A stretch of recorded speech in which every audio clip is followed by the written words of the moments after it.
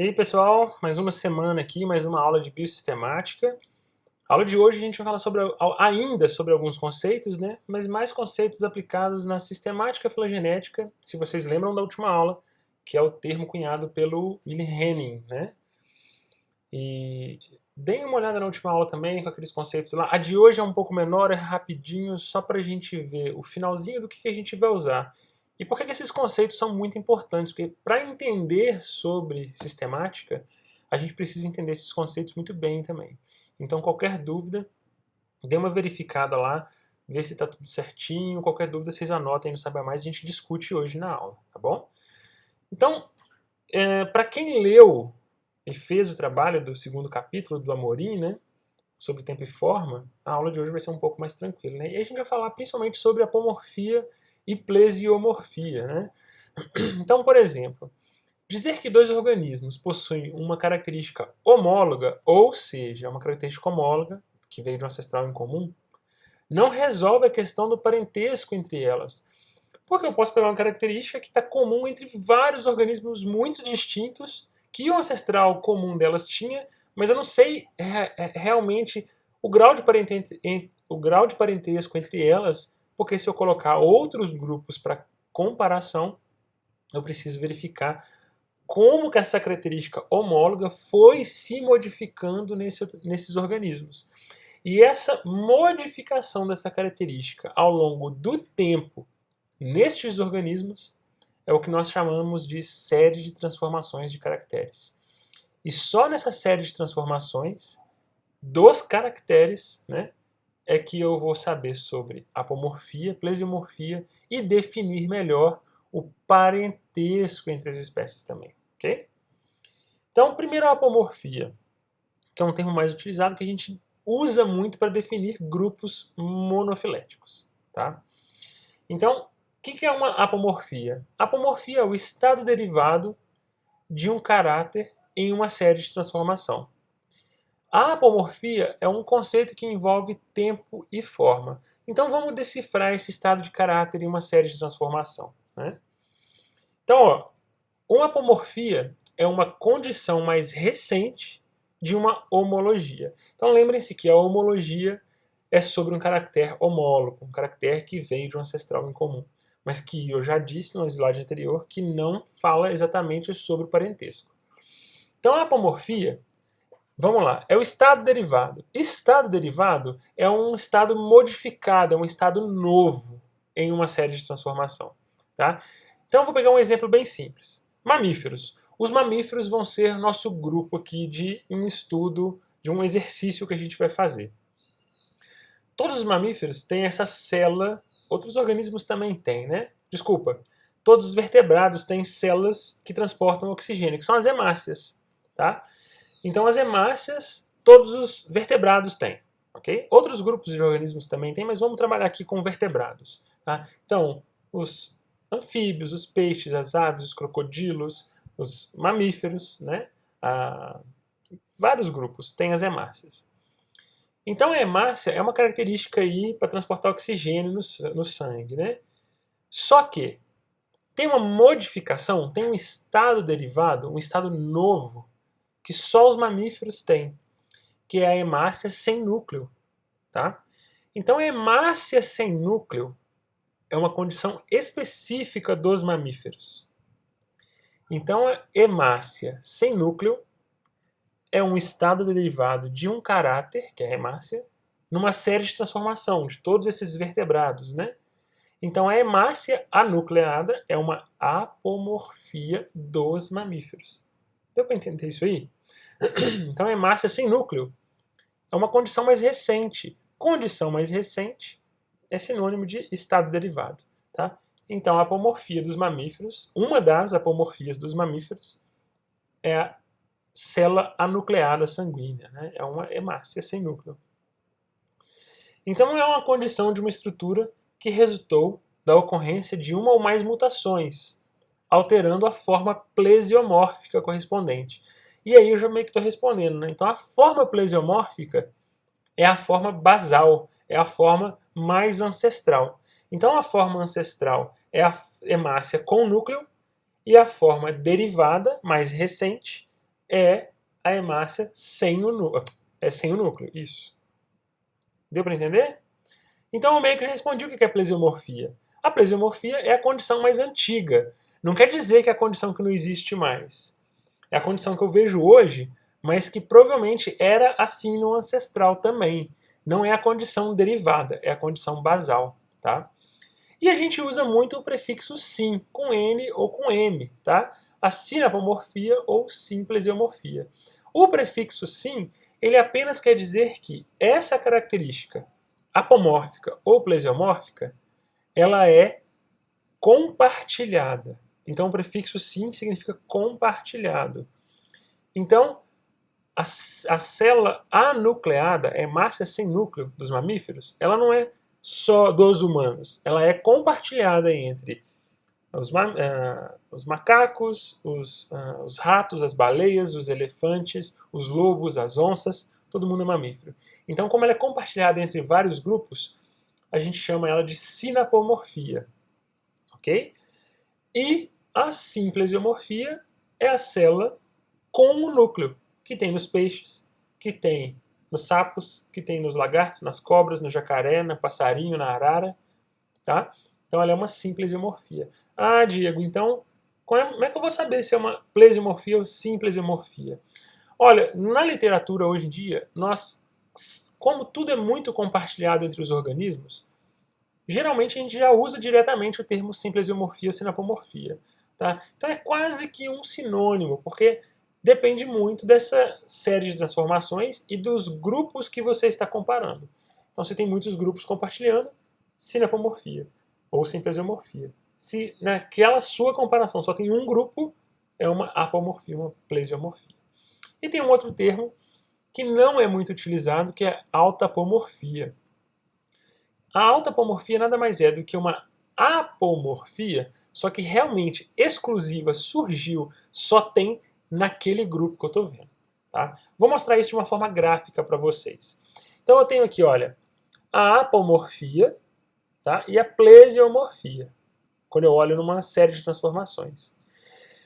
Se essa característica ela é compartilhada, ela é uma sinapomorfia ou uma simplesiomorfia, tá?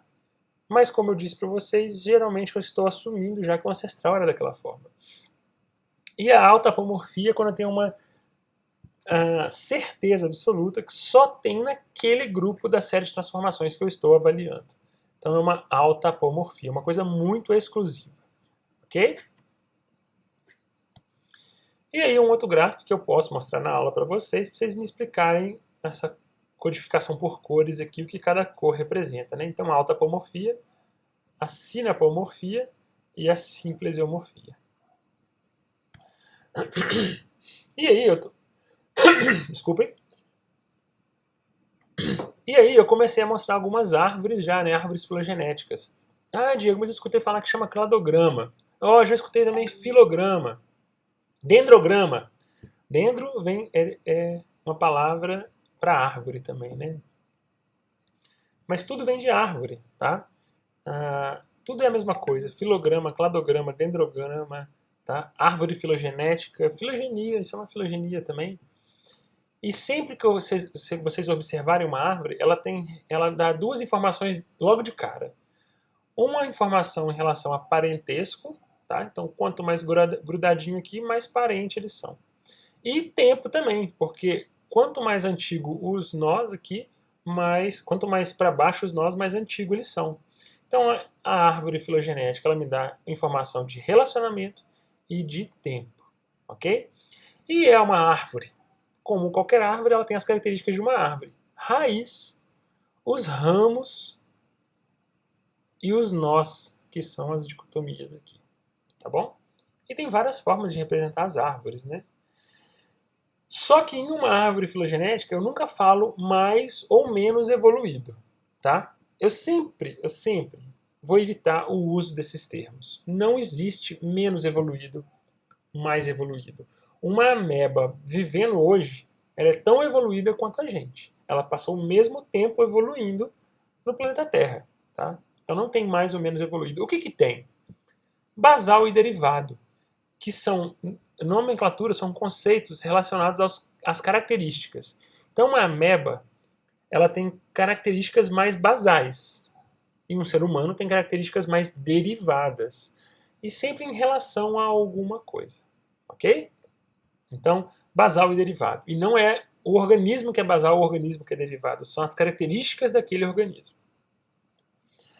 Então, se organismos são apresentados em uma árvore, estes possuem acúmulos de mutações. E é baseado nesses acúmulos de mutações que eu tenho as variações, que eu vou ter características mais basais, características mais derivadas.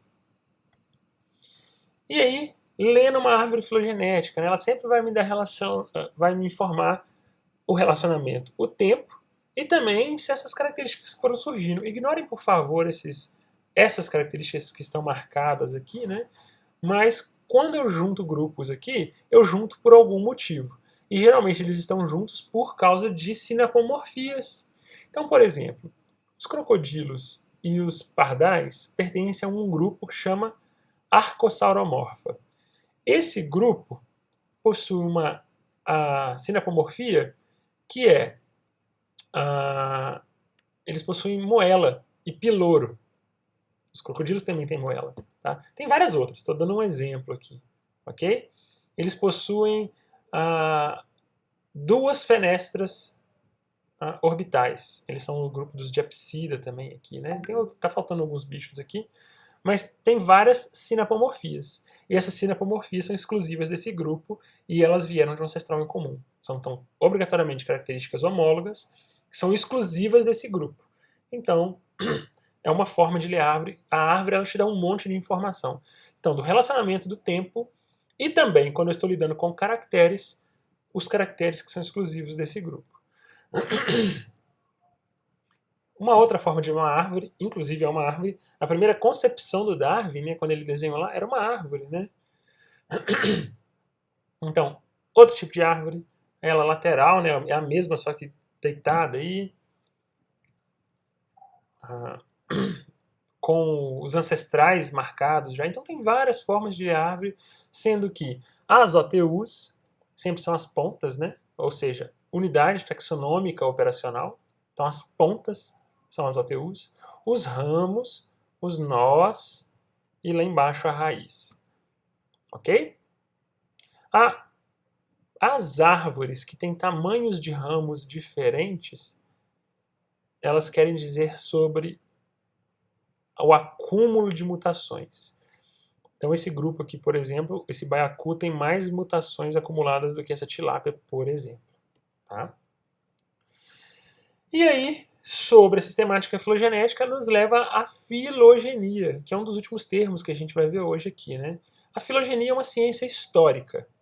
Tá? Nessa ciência histórica, né, o historiador, nós biólogos como historiadores, devemos ser capazes de reunir uma documentação disponível para reconstruir um evento a partir dela. Tá? E o que são esses eventos? Né? A gente sempre vai pegar novas evidências para corroborar a nossa história filogenética ou modificar a interpretação. Então, quando eu estou construindo uma filogenia, que é uma ciência histórica, ela pode ser modificada também. Então, lembra que antigamente, lá na época do Linneu, ele achava que as aves eram um grupo exclusivo, os répteis outros. Né? Hoje nós temos certeza absoluta que as aves são répteis, se eu quiser usar o termo réptil. Né? Então, foi uma nova evidência que está corroborando a história que eu estou contando agora e modificou uma interpretação que era muito antiga. Lógico que eu estou dando um exemplo muito grande, mas essas modificações ocorrem quase que mensalmente para vários grupos. Tá? E a filogenia nada mais é do que o estudo da evolução dos seres vivos. É um dos estudos que a gente trabalha com evolução também. Tá? E um outro termo é a taxonomia. A taxonomia, não confundam, ela não estuda obrigatoriamente a evolução, mas ela estabelece critérios para classificar os organismos em grupos de acordo com características fisiológicas, evolutivas, anatômicas e ecológicas. Então a taxonomia, resumindo, ela é uma ciência que vai dar nome para os grupos e para os organismos.